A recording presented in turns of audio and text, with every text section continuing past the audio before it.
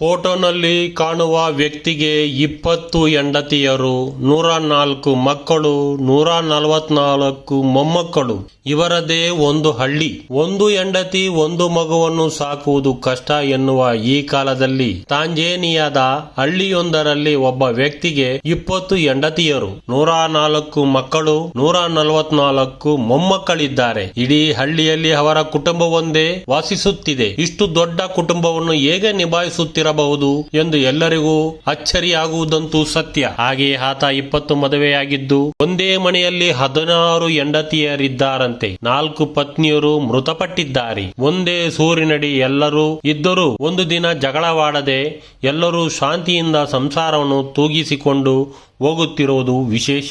ತಾಂಜೇನಿಯಾದ ಸಣ್ಣ ಹಳ್ಳಿ MG Ernesto ಮುಯಿನುಚಿ ಕಪಿಂಗಾ ಎಂಬ ವ್ಯಕ್ತಿ ಒಂದು ವಿಶಿಷ್ಟವಾದ ಮನೆಯನ್ನು ನಿರ್ಮಿಸಿದ್ದರು. ಬಳಿಕ ಪ್ರಸಿದ್ಧಿ ಪಡೆದರು. ಈ ಆಫ್ರಿಕನ್ ವ್ಯಕ್ತಿಗೆ ಪ್ರಸ್ತುತ 16 ಹೆಂಡತಿಯರು, 104 ಮಕ್ಕಳು ಮತ್ತು 144 ಮೊಮ್ಮಕ್ಕಳಿದ್ದಾರೆ. ಅವರ ಮನೆಯು ಒಂದು ಹಳ್ಳಿಯಂತೆ ನಿರ್ವಹಿಸುತ್ತಿರುವುದು.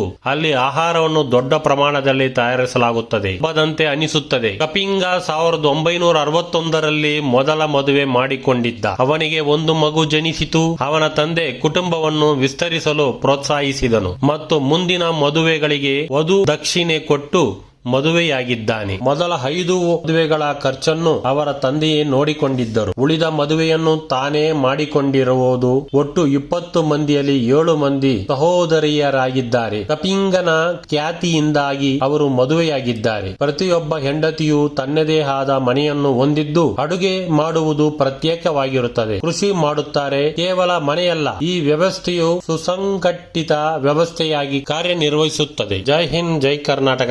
ನಮಸ್ಕಾರಗಳು.